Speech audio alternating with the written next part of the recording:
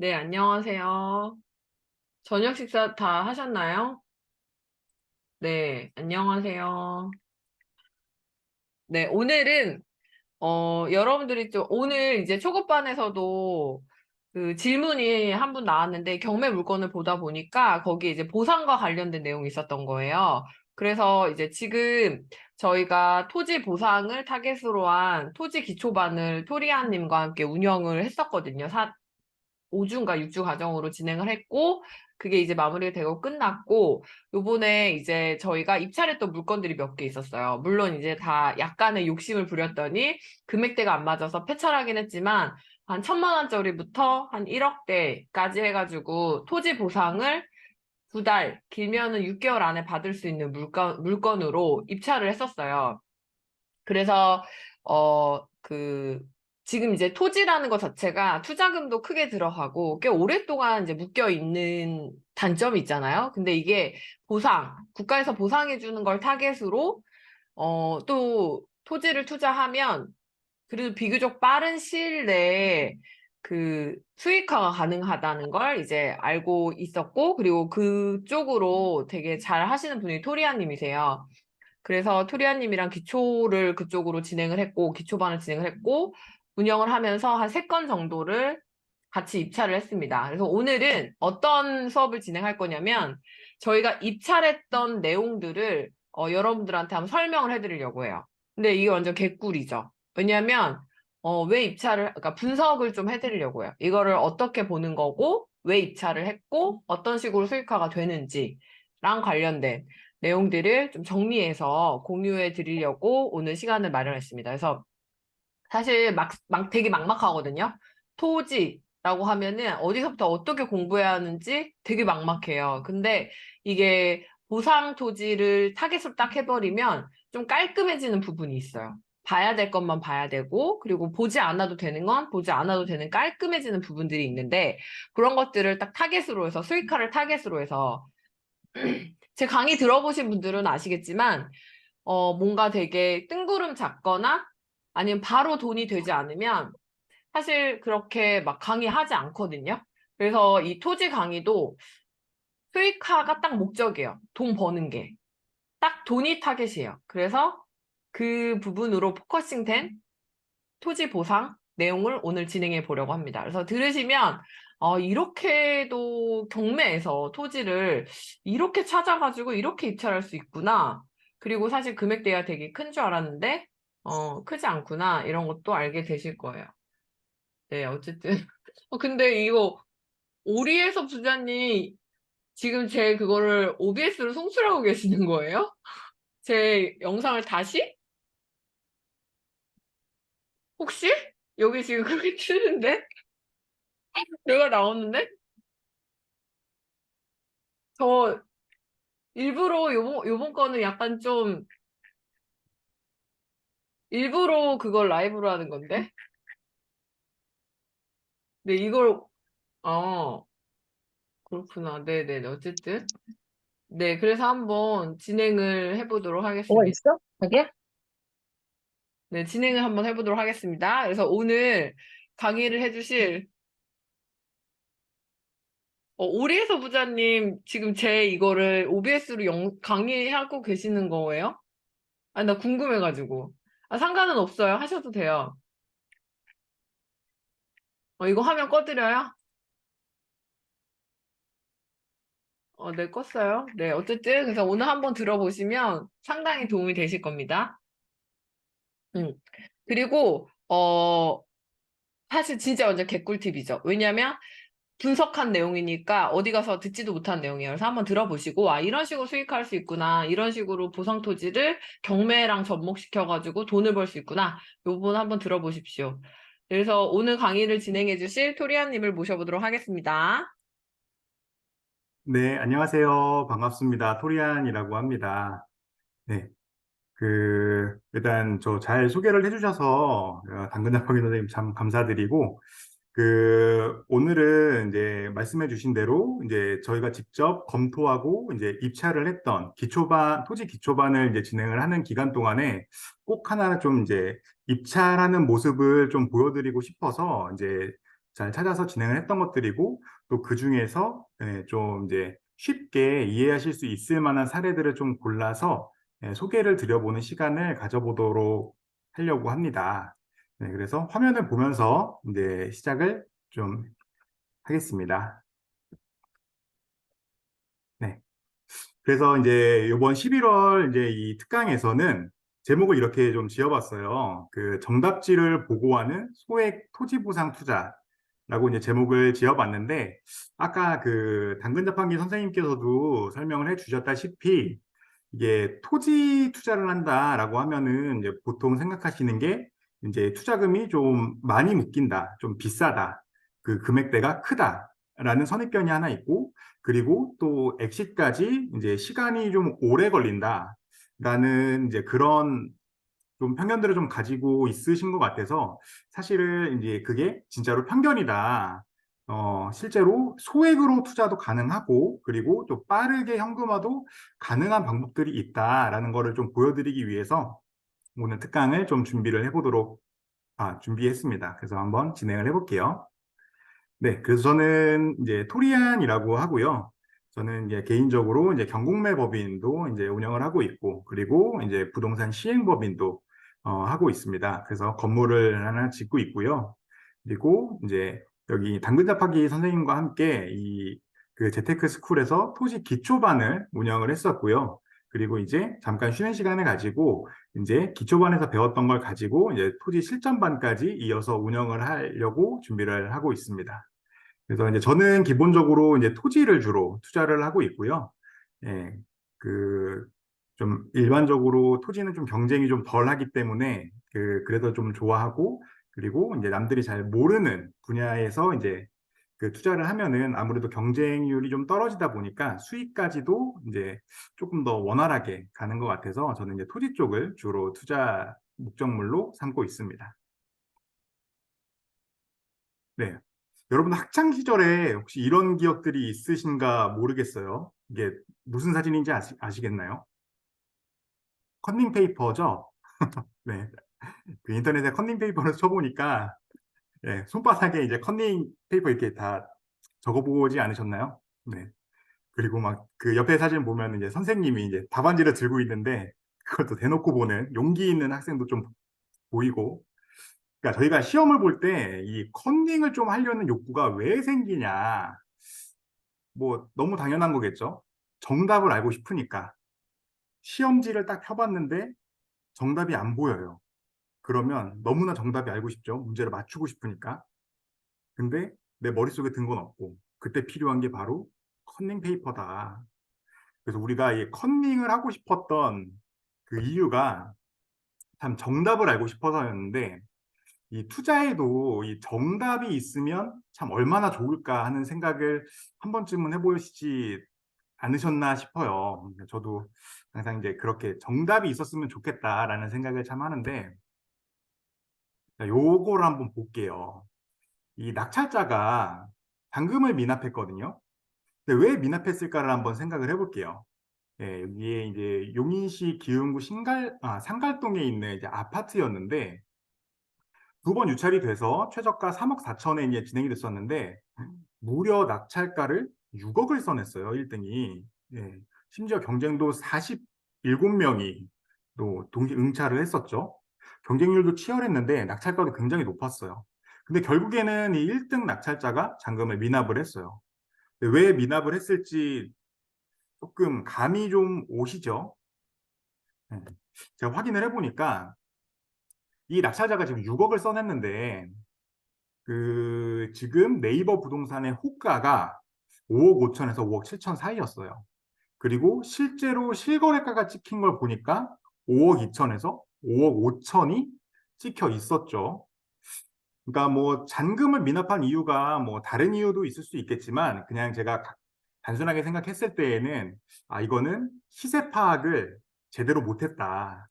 그러니까 이 잘못된 정답지를 들고서 투자를 했기 때문에 잔금 미납이 되었다라고 볼 수 있는 그런 사례일 것 같아요.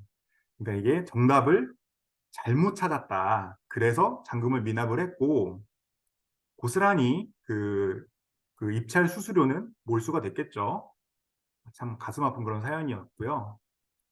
자, 그 다음 사연도 한번 볼게요. 자, 이 낙찰자는 과연 돈을 벌었을까를 한번 살펴봅시다. 사실 이거는 이제 저도 입찰을 했다가 폐차를 했던 건이었는데, 이것도 역시 용인시에 있는 아파트였어요. 근데 이게 이제 매각기일이 2021년도였어요. 21년도였고 신건이었죠. 신건에 2억 3,500이 그 감정가였어요. 그런데 한 번도 유찰이 되지 않고 신건에 무려 17명이 몰렸죠. 그리고 결국엔 1등이 3억 4,500만 원, 3억 4,600만 원을 적어서 1등으로 됐고요. 그리고 이게 너무 높은 금액은 또 아니었다고 판단이 되는 게 차순위 금액이 많이 붙어 있어요. 3억 3,500을 썼어요, 차순위도. 네. 저는 2억 후반을 썼었죠. 그래서 똑 떨어졌는데 아무튼 이렇게 이제 1등으로 낙찰을 받은 이분이 과연 돈을 벌었을까를 한번 생각을 해볼게요. 네. 자, 보겠습니다. 아, 예. 요 그 매각기일이 2021년 4월이라는 거를 좀 유심히 좀 봐주세요. 보면은 21년 4월이 요쯤 됩니다. 예, 요게 이제 실거래가 차트고요. 이 건이 낙찰 금액이 3억 5천, 3억 6천 정도 됐었으니까 낙찰 받자마자 조금 벌었다 싶거든요. 그리고 나서 21년도가 아파트 값이 굉장히 많이 상승을 했었잖아요. 그래서 이 아파트 가격이 계속해서 상승을 합니다. 21년도 말까지. 그렇게 해서 최고가를 4억 8천을 찍어요. 그래서 불과 낙찰 받은 지 1년도 안 돼서 1억 원의 차익이 생겼다라고 단순히 볼 수 있고, 그리고 이분도 낙찰받고 나서 굉장히 기분이 좋았을 것 같아요. 돈을 1년도 안 되는 사이에 1억 원이라는 그 이제 매각 차익이 생길 게 기대가 됐으니까요. 근데 이렇게 한번 생각을 해볼게요. 21년도에 낙찰을 받으셨죠? 여러분이라면은 요거를 단타로 매도를 하셨을까요? 이게 당근 자판기 선생님의 제자들이시라면, 수강생분들이시라면 단타를 노렸겠지만 아마 일반적으로는 전세 놓고 한 사이클 돌렸지 않았을까요? 왜냐면 이때가 아파트 가격이 계속해서 상승하던 시기였고 되게 드라마틱한 상승을 보였던 시기였기 때문에 아마 전세를 한번 넣었을 것 같아요. 뭐 전세나 월세나 뭐 본인이 실거주 하셨을 수도 있겠지만 뭐 실거주 하시기 위해서 경매를 들어오셨던 것 같지는 않고 아무튼 이제 전세를 한번 놨을 것 같은데 전세를 놨다라고 하면 일반적으로 2년은 기다린다라는 얘기겠죠? 자, 근데 그 2년 뒤가 바로 23년, 올해죠. 조금 불안함이 좀 밀려오지 않으세요? 지금 그래프가 이렇습니다. 2년이 지난 지금 현재 시세가 3억 5천이에요. 그러니까 22년도에 그 눈물의 시기를 지나고 현재 가격이 많이 하락해서 막 급격하게 하락할 때는 심지어 거래도 없었어요. 근데 하락 안정화가 되다 보니까 이제서야 실거래가 찍히는데 한 3억 5천 정도가 찍혀 있네요. 그러면 이분 같은 경우에는 이 낙찰자는 돈을 벌었다라고 생각을 해서 굉장히 기분이 좋았다가 이 하락장을 맞으면서 다시 예전으로 돌아갔죠. 사실 이런 장에서 손실 안 난 것도 대단하긴 하지만 이분이 생각했던 그런 기대 가치에 비하면 좀 실망을 좀 많이 하셨을 거다라는 그런 생각을 하게 돼요. 그래서 참 이런 걸 보면은 투자가 어렵다 싶어요. 그러니까 참 이게 내가 돈을 벌었다 싶다가도 또 막상 또 수입을 손에 넣을 때가 되면 또 이 수익금이 참 하룻밤에 이제 이런 환상처럼 손에서 사라져 있고 그래서 이 투자가 어려운 이유가 바로 정답을 몰라서예요. 그러니까 정답을 모른다라는 얘기가 엄밀히 말하면 미래의 가격을 예측할 수 없다라는 얘기가 돼요. 그러니까 한 3년 뒤, 4년 뒤의 가격을 우리가 정확하게 알 수 있다면, 그러니까 정답을 알 수 있다면 우리가 투자하는 데 있어서 더 과감할 수 있겠죠. 과감하게 입찰할 수 있고 또 만약에 그 미래 가격이 하락할 걸 예측을 할 수 있다면 입찰을 안 하겠죠. 그러면 소중한 내 투자금을 지킬 수도 있는 것이고요. 그러니까 투자가 어렵다라는 거는 사실 정답을 몰라서예요. 그러니까 미래 가격을 예측할 수 없기 때문이죠. 그러니까 낙찰받고 나서도 뭔가 잘못 받은 것 같은 느낌이 들기도 하고, 그리고 이런 정답을 알기 위해서 여러 가지 좀 방법들을 통해서 이제 분석을 하는 거죠. 그리고 황교부추님 강의도 듣기도 하는 거고요. 그러니까 정답을 알기 위해서 우리는 노력을 참 많이 해요. 그럼에도 불구하고 100% 정확한 정답은 없기 때문에 항상 투자를 하고 나서도 참 불안한 마음이 아예 없어지진 않죠. 네. 근데 이런 생각을 하죠. 이제 투자에 만약에 정답지가 있다면 진짜 얼마나 투자가 쉬워질까라는 생각을 좀 해봐요. 3년 뒤에 정확하게 이 아파트가 5억에 팔린다. 무조건 팔린다. 라고 한다면 내가 설령 이거를 4억 5천에 가지고 와도 손해는 안 보니까 수익이 내 손에 생기니까 얼마나 마음이 편해질까. 자, 그래서 이 정답지가 있는 투자를 할 수 있다면 얼마나 내 마음이 편할까라는 생각을 좀 해보는데 제가 오늘 알려드릴 이런 투자법은 정답지가 사실은 있는 투자입니다. 네, 그래서 그냥 바로 좀 넘겨볼게요. 자, 요 공매 사건 같은 경우에는요, 낙찰 받으면 소유권을 넘겨받는 즉시 1억 2,200만 원을 받을 수가 있는 물건이에요. 자, 그리고 이 물건은요, 낙찰 받으면 바로 돌아서서 1,787만 원을 받을 수 있는 물건입니다. 재밌죠? 그리고 이 물건은 낙찰 받으면 289만 원을 받을 수가 있습니다. 네. 요 얘기가 경매가 진행되고 경매나 공매가 진행되고 있는 와중에 우리가 보는 경매 사이트에 정답지를 다 알려주고 있어요. 뭐 저도 이게 다른 방법을 통해서 이런 내용들을 말씀드리는 게 아니라 경매 사이트에 그냥 버젓이 누구나 보라고 네, 적어놓은 그런 그냥 공개된 문서에 나와 있는 내용들을 말씀드렸을 뿐이에요. 이런 투자가 있다라는 거 좀 재밌지 않으신가요? 흥미롭죠? 그래서 오늘은 이렇게 세 가지 케이스를 가지고 한번 좀 말씀을 드려볼까 해요. 네, 세상엔 이런 투자도 있답니다. 흥미롭죠? 네. 그래서 특별히 좀 이제 이런 정답지를 보고 하는 투자는 이 토지보상 투자 중에서 이렇게 정답지를 보고할 수 있는 투자 물건들이 좀 있어요. 그래서 하나씩 좀 소개를 해드려 볼게요. 일단 그 전에 토지보상 투자가 뭔지 좀 생소하신 분들이 있으실 것 같아서 그냥 가볍게 설명을 좀 드리고 넘어가 볼게요. 토지보상이란 무엇인가 보면은 그러니까 이렇게 신도시가 생기거나 아니면은 산업단지가 개발이 되거나 아니면 뭐 이런 도로나 철도가 놓인다거나 아니면 이런 공원 같은 이런 이제 사회 기반 시설이라고 하죠. 이런 기반 시설이 설치될 때에는 국가가 나서서 직접 시행을 합니다. 이런 것들을 공익사업이라고 해요. 국가가 직접 나서서 신도시도 만들고 산업단지도 만들고 도로도 깔고 하죠. 그래서 이런 공익사업은 국가가 직접 시행을 합니다. 그런데 이때 이제 국가는 이런 사업을 하기 위해서는 뭐 그냥 마음대로 본인들이 이제 국가라고 해서 마음대로 할 수 있는 것이 아니라 그 사업을 해야 되는 그런 해당되는 토지의 소유주들한테 일정 비용을 지불을 하고 소유권을 넘겨받게 돼요. 그러니까 마치 매매하는 것과 비슷하죠. 국가는 해당 토지 소유주한테 비용을 지불을 하고요. 그리고 나서 소유권을 국가가 취득을 하게 돼요.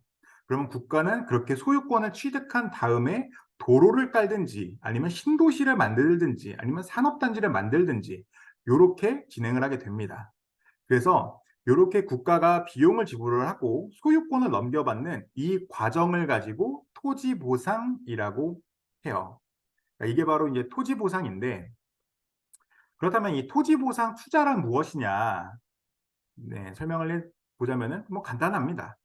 이렇게 공익 사업들이 진행이 될 때 이제 국가가 이제 이 해당 토지 소유주들한테 이제 보상금을 지급을 하는데 이렇게 토지보상금이 발생하는 이런 공익사업의 구역 안에 있는 부동산을 경매나 공매를 통해서 이제 적절한 가격으로, 그러니까 다시 말해서 저렴한 가격으로 취득을 해서 내가 낙찰받은 금액보다 더 높은 보상금을 받아서 수익을 내는 투자를 얘기를 해요. 그래서 이걸 보고 토지보상 투자라고 합니다. 네. 그래서 이 토지보상 투자에 대해서는 이제 이런 겁니다라고 그냥 간단하게 말씀을 드렸는데, 혹시나 조금 더 깊이 있는 설명이 필요하신 분들은 지난번에 제가 또 무료 특강을 통해서 이제 토지보상 투자에 대해서만 1시간 정도 다뤘던 내용이 있는데요. 요 영상이 이제 당근자판기 유튜브 채널에 올라와 있으니까 요 영상을 참고하시면은 조금 더 깊이 있는 이해를 하실 수 있으실 거예요. 예. 하여튼 이렇게 이 말씀드린 토지보상 투자 물건 중에서 이런 케이스가 있습니다. 어, 토지보상가가 산정이 되고 나서 그 이후에 경매 사건이 진행되는 경우가 있어요. 네, 다시 한번 말씀드리면 이게 보상이 진행되는 공익사업이 진행 중에 토지보상가가 이미 산정이 됐어요. 근데 그 이후에 경매 사건이 진행되는 경우가 있습니다. 그래서 이런 경우가 질문을 좀 많이 하시더라고요. 예, 토지 보상이 나오는 그런 토지인데 이게 왜 경매나 공매로 넘어오느냐라고 이제 질문을 해주시는데, 사실 그런 케이스는 좀 여러 가지가 좀 있을 수 있어요. 원인도 여러 가지일 수 있고요. 쉽게 이제 쉬운 예로는 이제 예를 들어서 여기에 이 토지 위에 담보를 잡아놨거나 아니면 압류를 잡아놨거나 했을 경우에 담보 금액이나 압류 금액이 이 보상가액보다 더 높은 경우가 있어요. 그러니까 토지 보상금을 받고 나서도 이 토지 위에 걸려 있는 근저당이나 압류가 풀리지 않는 금액일 수가 있어요. 그러면 이때는 이제 토지 소유자 입장에서는 굳이 귀찮게 토지 보상을 받아서 할 필요가 없겠죠. 그런 경우에는 가만히 있으면 그냥 이걸 가지고 경매가 진행이 돼서 경매 사건이 진행이 되는 경우가 있기도 하고, 또 예전에 또 제가 직접 낙찰받았던 경우인데 이런 경우도 있었어요. 그 공매로 진행됐었는데, 공매는 이제 국가기관이 이제 의뢰해가지고 캠코에 의뢰를 해서 그냥 공매가 진행이 되는데, 의뢰처가 그 검찰이었어요. 검찰의 범죄 수익 환수부에서 이 공매 처리를 요청을 해서 공매로 나왔던 경우가 있었는데, 그것도 토지 보상이 나오는 토지였어요. 근데 그 경우에도 이제 이 토지 소유주분이 뭔가 이제 이런 사기 사건이나 이런 범죄에 연루가 되셨나 봐요. 그런 경우에 이렇게 검찰이 이 공매로 의뢰를 해서 진행이 되는 경우도 있고, 하여튼 토지가 100개가 있으면 100개의 스토리가 다 다르기 때문에 이렇게 토지 보상이 진행되는 경우에도 경매 사건이 나오는 경우가 또 종종 있습니다. 어쨌거나 이렇게 보상가가 산정이 되고 난 이후에 경매 사건이 진행되는 경우에 이런 케이스의 정답지가 유출이 돼요. 네. 그래서 설명을 좀 드려볼게요. 정답지가 어디에 숨어 있느냐? 바로 감정평가서에 이 정답이 숨어 있습니다. 이 경매 사이트 보시죠, 여러분들? 경매 사이트 보실 때 여러 가지 버튼들이 있잖아요. 이 버튼들이 여러 개가 있는데 혹시 뭐 눌러 보시나요? 몇 개 안 눌러 보시죠? 네. 다음 지도, 지도 한번 열어 보실 거고, 그 다음에 네이버 부동산을 눌러서 아니면 아실에 들어가서 실거래 거를 확인을 하시고, 예, 그 정도 보시죠? 아닌가요? 네. 아무튼 이 경매 사이트에서 제공하는 여러 가지 자료들이 있고, 이 여러 가지 문서들이 있는데, 이 여러 가지 문서 중에서 이 감정평가서를 눌러보는 경우는 정말 극히 드물 거라고 생각을 합니다. 네. 이 감정평가서를 눌러보지 않으셨기 때문에 정답지가 숨어 있다라고 생각하시기가 어려울 수가 있어요. 하지만 감정평가서를 잘 찾아보면 재밌는 내용들이 정말 많습니다. 이 감정평가서가 무엇인지를 좀 설명을 좀 드릴게요. 그러니까 여기에 지금 제가 적어놓은 대로 공시지가를 결정을 하거나 아니면은 뭐 토지 보상이나 이렇게 진행하는 경우에 이 부동산의 이제 적절한 가격을 산정하는 것을 보고 감정평가라고 해요.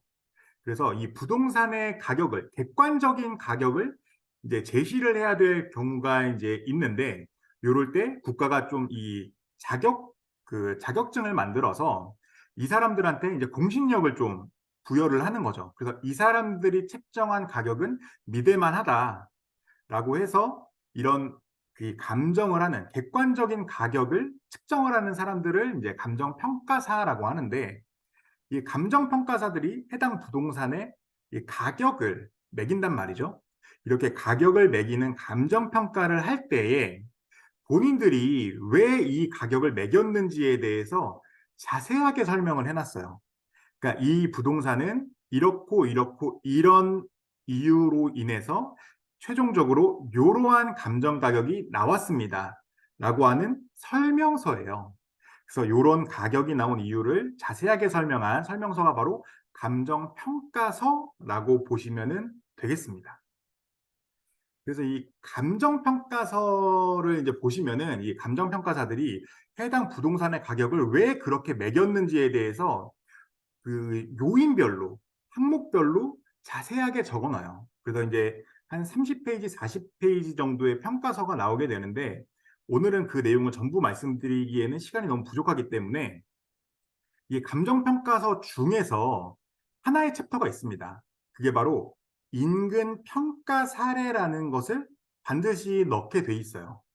그러니까 인근 평가 사례가 뭐냐면, 이 감정평가사들도 해당 부동산을 평가할 때에 자기가 하지 않고 이제 다른 평가사들이 평가한 인근의 이런 평가 금액들을 참고해서 큰 오차가 나지 않게, 이게 반드시 비교 평가를 하는 부분들이 꼭 들어가 있습니다. 그렇게 해서 감정평가서의 여러 챕터 중에서 인근 평가 사례를 확인을 해보면 이 정답지를 확인을 해볼 수가 있어요. 그 정답지가 직접적으로 노출되는 경우도 있고, 어느 정도 호난의 빙의에서 탐정이 되어서 어느 정도 추리를 해야 되는 경우도 있어요. 그래서 오늘 지금부터 보여드릴 이제 세 가지 사례들이 이제 직접적으로 이제 정답지를 보여주는 케이스와 조금의 추리력을 필요로 한 케이스들이 있기 때문에 하나씩 설명을 좀 드려보도록 할게요. 자, 첫 번째 물건입니다. 제가 말씀드렸죠? 자, 2023-0278-001번 공매 사건이었는데요. 이 물건은 낙찰받고 나서 1억 2,200만 원 정도를 바로 받을 수 있는 토지였어요. 그럼 이걸 제가 무슨 특별한 재주가 있어서 이 금액을 알았느냐? 그렇지 않아요. 일단 이 사건에 대해서 간략하게 말씀을 드리면, 경기도 용인의 이제 3기 신도시 중에 하나죠. 플랫폼 시티 개발이 되는 거 다들 알고 계시죠? 그 경기 용인의 플랫폼 시티 개발 사업에 포함되어 있는 토지였어요. 그러다 보니까 플랫폼 시티 개발 사업에 편입이 되어서 보상이 이루어질 그런 토지였습니다. 그래서 이 정답지를 보기 위해서 이 해당 물건 위에 감정평가서를 한번 확인을 해보도록 할게요. 자, 감정평가서를 누르면 이런 감정평가서가 보입니다. 네. 자, 이런 기능을 이 옥션원이나 탱크 옥션이나 여러 유료 그 경매 사이트에서 제공을 다 합니다. 그래서 오늘은 이 감정평가서를 한번 살펴볼게요. 그래서 이 감정평가서의 내용들을 쭉쭉 읽어보시면 이해가 잘 안 되실 거예요. 하지만 오늘은 그 제가 말씀드렸죠? 이 감정평가서의 모든 내용을 이해하실 필요 없어요. 딱 하나 확인해야 될 게 뭐냐면 바로 평가 선례를 확인하는 것이죠. 이렇게 해서 평가서를 쭉쭉 내려보다 보면은 여기에 이런 게 나옵니다. 잘 보이시나요? 인근의 평가 사례라고 하는 표가 나옵니다. 네, 인근의 평가 사례라는 표가 나오는데 이걸 한번 볼게요. 네, 그 제가 이 표만 좀 확대해서 좀 가지고 온 거예요. 너무 친절하게 써놨죠? 너무 친절하게. 자, 요 사건의 주소가 어떻게 됐었죠? 경기도 용인시 기흥구 보정동 917-1번지예요. 자, 근데 인근의 평가 사례라고 해서 주변 지역의 평가 사례라고 해서 넣어놨는데 기호 1번에 보면 집원이 보정동 917-1번지라고 해서 본건이다라고 해서 친절하게 알려주고 있죠. 그리고 이 평가 목적을 보면 뭐라고 써 있나요? 협의보상이라고 돼 있죠. 그러니까 이 협의보상이 이미 평가가 돼 있는 거예요. 그러니까 협의보상이 평가가 돼 있는데 그 가격이 얼마다? 87만 원이다. 제곱미터다. 답안지가 나와 있죠. 이해되시나요? 그러니까 이 본건이 경매는 경매대로 공매는 공매대로 진행이 되지만 이미 해당 필지에 협의보상 평가가 되어 있다. 근데 그 가격을 너무 그냥 오픈해서 다 알려주고 있죠. 87만 원이래요. 제곱미터당. 그러면은 본 필지의 면적이 140제곱미터거든요. 그렇게 해서 곱하면 1억 2,180만 원이 나옵니다. 네. 그렇게 해서 요게 1억 2,200만 원이 나온다라는 거를 알 수가 있습니다. 네. 그렇게 해서 정답지를 너무 황당하게 다 보여주고 있죠. 자, 그런데 요게 이제 요렇게 다 나오면 경쟁이 너무 심한 거 아니냐라고 하시는데 경쟁 생각보다 안 심해요. 아파트 경쟁률보다 덜 심합니다. 왜냐하면 지금 이거를 들으시는 여러분들 중에 요거 볼 줄 아는 분이 계셨나요? 사실, 예. 사실 이게 정답지가 있어도 잘 못 봐요. 예. 우리 당근 자판기 선생님도 익숙하지 않으시니까, 좀 보는 게, 예, 좀 적이시더라고요. 시간이 좀 걸리시더라고요. 그러니까 생각보다 이걸 모르는 사람들이 많기 때문에, 네, 어, 경쟁이 그렇게 심하지 않다라고 해서 이제 보면은, 자, 우리가 정답지를 알고 보니까 낙찰자가 얼마의 낙찰을 받아갔죠? 네. 1억 1,270만 원에 받아갔죠. 그러니까 이분 같은 경우에는 뭐예요? 취등록세를 제외하고 나서도 한 몇백만 원 정도의 수익이 날 것이다 라고 볼 수가 있죠. 근데 이제 중요한 거는 이게 뭐 꼴랑 뭐 몇백만 원 수익이 뭐 수익이냐라고 생각하실 수 있겠지만 거꾸로 생각해 보면 사실 이만한 투자도 없어요. 이거 낙찰 받아서 소유권만 이전해서 가면은 용인시청에서 바로 보상해 준다고 했거든요. 네, 그러니까 투자 기간이 무슨 뭐 며칠이죠? 왜 우리 막 단타 치는 사례 중에서 여러분들 되게 부러워하시는 사례가 낙찰받고 잔금 전에 매도한 그런 사례들 되게 좋아하시잖아요. 그러니까 뭐 똑같은 거죠. 네. 이거는 심지어 계약서를 제가 준비할 필요도 없습니다. 그냥 이렇게 보상해주는 이 보상 담당자한테 찾아가면은 그냥 어서 오시라고 그 계약서까지 다 만들어 놓고 저는 가서 도장만 딱딱 찍어주고 바로 통장에 돈이 꽂히는 그런 메커니즘이기 때문에 참 너무 좋습니다. 너무 편해요. 네, 그렇습니다. 그렇게 해서 이제 이렇게 네, 질문은 저 나중에 질문 시간에 이 특강이 끝나고 나서 한 번에 좀 받도록 하겠습니다. 궁금하신 부분들이 좀 많으신 것 같은데, 하여튼 마지막에 질문 시간이 따로 있으니까 마지막에 좀 받도록 하겠습니다. 자, 이렇게 해서 첫 번째 사례를 봤고, 이제 두 번째 사례를 좀 소개를 해드릴게요. 첫 번째 사례는 이렇게 정답지를 딱 오픈해서 그냥 대놓고 보여줬다면, 두 번째는 약간의 추리력을 좀 필요로 합니다.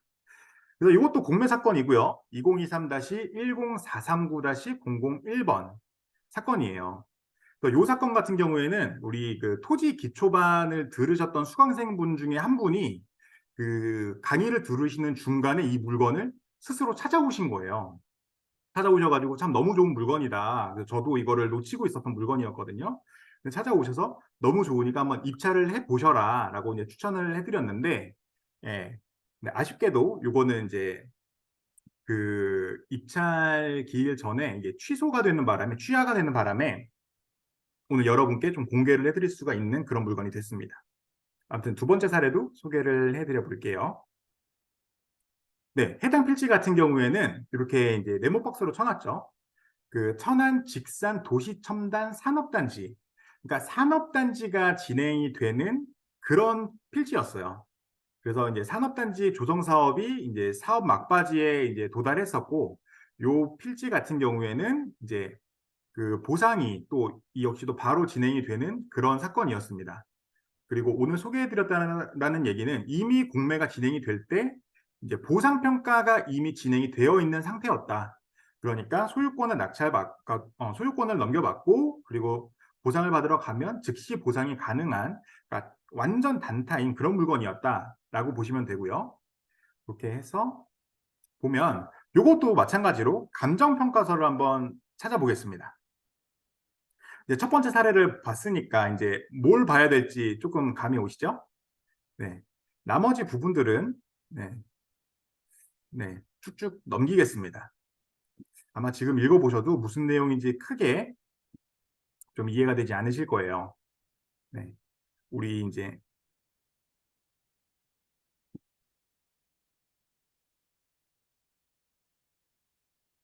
네, 그래서 지금 찾는 게 뭐다? 아이고 넘어갔네요. 죄송합니다. 그 인근의 평가 사례 표를 우리는 찾으면 됩니다. 뭐 다른 글자들은 읽으실 필요가 없어요. 그래서 보면 네, 여기 보시면은 이 평가서에도 마찬가지로 인근 평가 사례가 이렇게 나와 있습니다. 네, 감정평가서에 이런 평가 사례가 있다라는 거 이제 좀 눈에 좀 보이시죠? 네, 다시 PPT로 넘어가서 좀 확대해서 좀 보여드릴게요. 자, 여기 보시면 이 이렇게 평가 사례가 있는데 이 사례가 하나 있습니다. 모실이 48 별표를 쳐놨죠. 그러니까 보통 이렇게 뒤에 번호를 가려놓는 평가서들이 사실 대부분이에요. 이런 평가서들이 많습니다.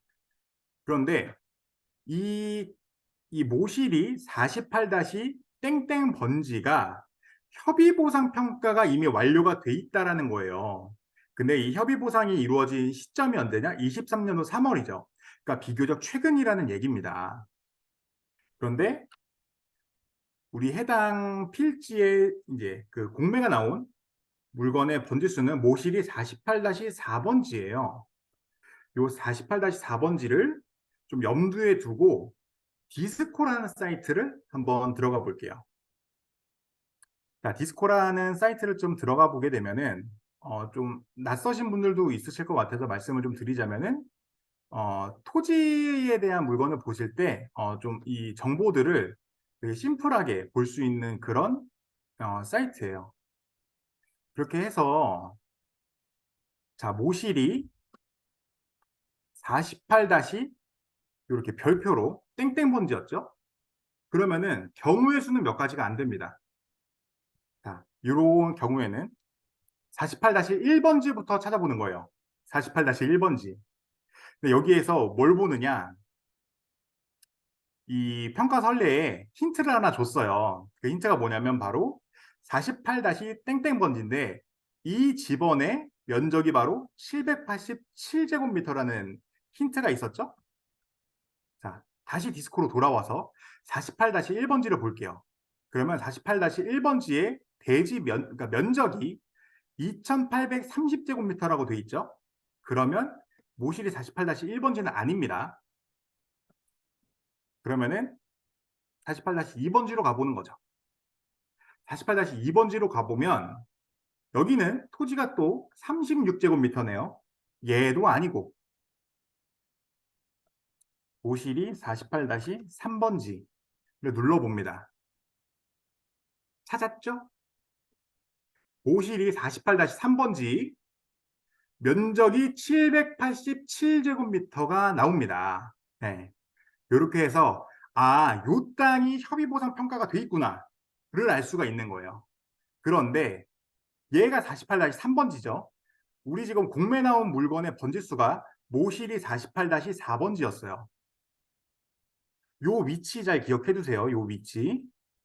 우리 공매가 나온 48-4번지의 위치를 보면 여기죠? 그러니까 굉장히 그냥 바로 붙어 있는 필지의 협의 보상 단가를 우리는 알 수가 있는 거예요.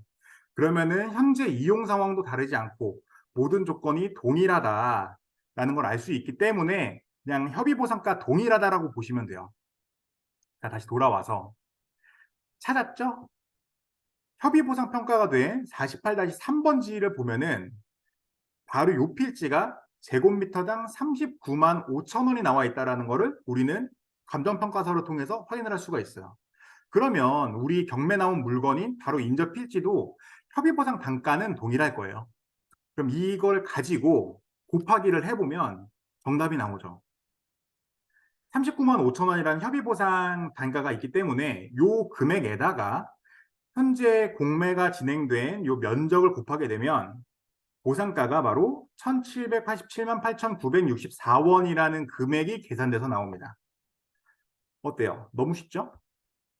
그렇게 해서 이 필지는 낙찰받은 즉시 1,787만 원을 받을 수 있습니다. 라고 정리를 해볼 수가 있는 거예요.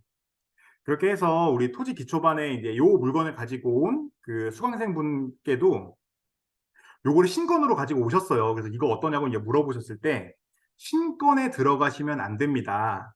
라고 말씀드렸던 이유가 바로 보상가가 정해져 있기 때문이었어요. 그러니까 요 물건 같은 경우에는 이 내가 원하는 금액이 될 때까지 내가 요 물건을 가지고 500만 원을 남기겠다. 뭐 아니면 한 300만 원을 남기겠다. 라는 목표 수익을 가지고 그 금액이 올 때까지 유찰을 시킨 다음에 그냥 자기의 소신껏 입찰을 하시면 됩니다. 그렇게 해서 낙찰을 받으면 내가 생각했던 금액에 낙찰을 받고 수익을 보시면 되고, 그리고 만약에 내가 폐차를 하더라도 아, 내가 나보다 더 욕심을 덜 부린 사람이 있었구나 라고 하면서 깔끔하게 이제 단념을 할 수가 있죠. 그게 참 좋습니다. 마음고생을 안 해요. 이런 물건을 받아가게 되면. 그래서 이 물건은 감정평가서를 통해서 이 정답지를 살짝 숨겨놨었죠. 하지만 조금만 이제 추리를 해보면 다 가격을 알 수가 있었다라는 그런 재미있는 사례였습니다. 자, 그리고 세 번째 사례예요. 세 번째 사례고 이것도 역시 공매네요. 가지고 오다 보니까 다 그냥 공매 사건을 좀 가지고 오게 됐는데 2023-09383-001번 사건이었고요. 이 사건은 낙찰받으면 289만 원을 받을 수 있는 그런 물건이었습니다. 근데 요거는 2번 물건보다도 조금 더 추리가 필요한 물건이었어요. 한번 말씀을 드릴게요. 그러니까 해당 물건은 제가 빨간색 박스로 이제 표시를 해놨지만 요게 하천이에요. 하천이기 때문에 하천도 도로와 마찬가지로 토지 보상이 진행이 되는 토지 보상금이 나오는 그런 물건이었다라고 이제 볼 수가 있고요. 그럼 이 물건에 대해서 한번 보상가를 한번 찾아보도록 하겠습니다. 감정평가서 마찬가지로 눌러볼게요. 여기서도 인근의 평가 사례를 찾아서 갑니다. 쭉쭉 내려주시고요. 인근의 평가 사례, 인근의 평가 선례라고 해가지고 여기에 표가 이렇게 나옵니다. 평가 선례가 있죠? 그렇게 해서 이 표를 확대를 해서 보여드릴게요. 이렇게 되어 있습니다. 인근의 평가 선례라고 해서 이렇게 평가 목적이 보상평가가 되어 있는 게 있어요. 그리고 여기에도 소재지를 좀 숨겨놨죠. 방충리 6호 땡번지. 그러니까 요 경우 같은 경우에는 경우의 수가 딱 10가지 나오죠. 그러니까 650번지, 651번지, 652번지, 653번지, 654번지 해가지고 659번지까지 해서 딱 10개의 그 경우의 수가 있어요. 근데 이제 요거는 좀 시간을 좀 아끼기 위해서 제가 요 디스코에서 마찬가지로 이 디스코라는 사이트를 통해서 광충리 650번지부터 해서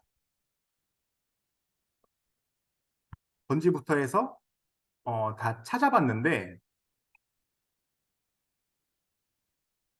결론부터 말씀을 드리자면은 650, 651 뭐 이렇게 쭉 해서 다 없는 번지고요. 유일하게 있는 번지가 652번지가 있었습니다.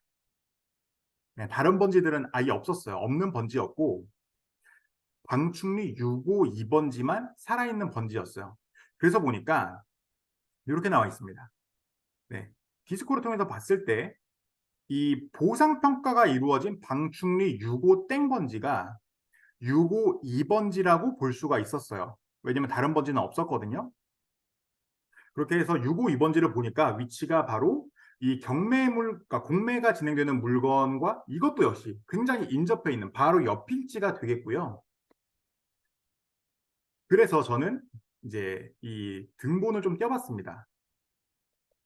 왜 그랬냐면은, 왜 등본을 떼어볼 수밖에 없었냐면은, 아까 두 번째 사례 같은 경우에는 이 필지의 전체 면적이 나와 있어서 이 전체 면적만 보면은 좀 쉽게 알 수가 있었는데 하필이면 얘는 또 지분 면적을 적어놨어요. 그러다 보니까 이 필지의 전체 면적만 가지고는 이게 어느 필지에 보상 평가가 되어 있는지를 정확하게 확인할 수가 없었어요. 그런데 이제 다행히도 방충리 6호 땡번지가 652번지밖에 없었고요. 그래서 652번지의 등기부등본을 저는 떼봤습니다. 그리고 이제 평가 시점이 2018년 12월이었다는 것도 조금 기억을 해두세요. 자, 보겠습니다. 등기부등본을 떼보니, 자, 방충리 652번지라는 번지의 내용을 쭉 봐보니, 자, 순위번호 갑구 9번에 이런 내용이 있습니다. 2019년도 1월 30일 날에 수용이라고 되어 있죠? 그 토지 보상이 나갔다라는 뜻이에요. 그리고 소유자가 국가라고 돼 있죠. 그리고 환경부라고 돼 있으니까 수용을 통해서 윤홍근 씨의 지분 전부가 국가로 이전이 됐다라는 뜻이에요. 그런데 이 전체 필지에 대해서 전부 다 수용해서 가져간 게 아니라 윤홍근 씨에 대한 지분만을 가져갔으니까 이 지분이 몇 제곱미터가 되는지를 계산을 해볼게요. 그럼 본 필지는 전체 면적이 401제곱미터거든요. 그럼 401제곱미터에 11분의 2를 가지고 간 거예요. 그러면 면적이 어떻게 되느냐? 72.9제곱미터가 나옵니다. 자, 이렇게 계산된 72.9제곱미터를 보니 딱 맞죠? 방충리 652번지에 윤홍근 씨 지분이 11분의 2 지분이 딱 나갔는데 그 지분의 면적이 72.9제곱미터예요. 찾았죠? 찾았습니다. 그렇게 해서 이렇게 2018년도 12월 달에 보상평가를 해서 이 소유권 이전이 된 게 2019년 1월 30일, 한 달 정도 걸렸네요. 이렇게 이런 내용을 또 확인을 할 수가 있었고, 그럼 이렇게 나온 토지 단가를 현재 공매가 이제 진행이 되는 그 물건의 이제 면적에 곱하게 되면은 요 보상평가된 단가 53,300원을 공매가 진행이 되는 면적인 54.1818제곱미터로 곱하게 되면 가격이 288만 7,889원이 계산이 돼서 나오게 됩니다. 네, 재밌죠? 근데 이제 여기서 조금 더 늘어날 여지는 있어요. 왜냐하면 이제 해당 평가는 2018년도 12월에 받은 거기 때문에 벌써 한 5년 가까이 지났죠. 그러니까 5년의 이제 지가 상승분이 이제 적용이 되기는 할 텐데 그렇게 크게 의미 있는 이제 금액으로 늘어나지는 않을 거예요. 그래서 이제 제가 어림잡아 이제 계산을 했을 때 한 300만 원 정도, 예, 증액이 된다 하더라도 한 300만 원 정도가 이제 되지 않을까 싶은데, 안타깝게도 요 물건은 낙찰이 됐죠. 예, 누군가가 요거 378만 9,900원으로 낙찰을 받아가셨어요. 아마도 이분은 요 가격에 대해서 예상을 좀 잘못하신 것 같다라는 생각이 들고, 요거 팔로우를 해보니까 단독 낙찰이시더라고요. 그렇게 해서 이제 요 물건 같은 경우에는 낙찰자분은 안타깝지만 손실을 좀 보실 것 같다. 그래서 이제 이분이 이게 잔금을 납부를 하실지 아니면은 좀 이제 미납을 하실지 아니면 잔금 납부하고 기다리고 계시다가 보상을 받을 때쯤 가서 화들짝 놀라실지 모르겠습니다만은, 네. 아무튼 요 물건에 대해서는 이미 보상가는 가이드라인은 정해져 있었다. 그 가이드라인의 그 금액이 289만 원이었다. 그런데 낙찰자분은 조금 비싸게 낙찰 받아가셨다. 그래서 이분도 정답지를 좀 이렇게 볼 수 있었다면, 판단할 수 있었다면 이 금액에 입찰하지 않으셨을 텐데 아마도 이 정답지가 있었다라는 거를 좀 모르셨던 것 같다라는 생각이 좀 들어요. 좀 안타까운 사연이었고, 그래도 뭐 이 정도면은 수업료로 괜찮죠? 한 100만 원 정도의 수업료니까. 네. 그렇게 해서 어, 자, 어떠셨나요? 이렇게 좀 간단하게 이 토지보상 투자 중에서도 이제 정답지가 있고, 그리고 이제 비교적 좀 소액으로 오늘 소개해드렸던 물건들이 1,000만 원 미만인 한 300만 원짜리 물건부터 해서 한 1,000만 원 정도 물건도 보여드렸고 1억짜리 물건도 보여드렸고, 이렇게 소액으로도 투자를 할 수 있는 물건이 있다. 그리고 거기에다가 정답지까지 대놓고 보여준다. 근데 그 정답지를 이제 대놓고 보여주든지 아니면 조금 숨겨놨든지 이런 차이는 좀 있었지만, 조금 보는 눈이 있다면 정답지를 알고 안전하게 투자를 할 수 있는 그런 투자들도 있습니다. 라는 거를 좀 알려드리려고 오늘 이제 준비를 해봤고요. 이런 투자를 할 수 있다면은 참 마음이 정말 편합니다. 저도 토지보상 투자를 하면서 참 이제 마음이 놓이는 경우가 마음이 편해요. 왜냐하면 매각에 대한 스트레스가 없기 때문에 되게 즐겁게 투자를 할 수가 있고, 그리고 이제 이런 거를 갖고 있으면은 시간은 나의 편이죠. 시간은 나의 편이고 그냥 맘 편하게 기다리고 있다가 국가에서 이제 서류 보내주면은 서류 확인하고 우편봉투 뜯어보고 오라 그러면 오고 가라 그러면 가고 해가지고, 예, 또 이제 도장 찍고 통장에 또 보상금 입금 딱 되고, 그런 되게 마음 편하고 되게 재밌는 투자를 할 수가 있다. 이런 물건들도 있다라는 거를 좀 보여드리면서 오늘 이제 특강을 좀 짤막하게 좀 마무리를 지어보도록 하겠습니다. 네. 보니까 궁금증들이 굉장히 많으신 것 같아요. 이렇게 해서 좀 질문들을 몇 가지 받고서 답변을 좀 드리고 마무리를 좀 하겠습니다. 네, 보면은 이제 그 박소연 님이 법인으로 투자 가능한가요? 라고 해주셨는데, 법인으로 투자 가능합니다. 특히나 이런 단타 같은 경우에는 이렇게 법인으로 하는 게 확실히 유리하죠. 왜냐면 양도세를 안 내니까. 개인으로 하실 때는 양도세, 단기 양도 차익으로 보기 때문에 굉장히 양도세가 높습니다. 그래서 법인으로 투자하시는 게 좋아요. 다만 농취증이 필요한 이런 농지 같은 경우에는 법인은 일반적으로 농취증을 못 받기 때문에 법인으로 투자가 불가능한 경우가 있어요. 그런 것들은 농취증과 관련해서는 이제 별도로 검토를 해보시기를 저 추천을 좀 드립니다.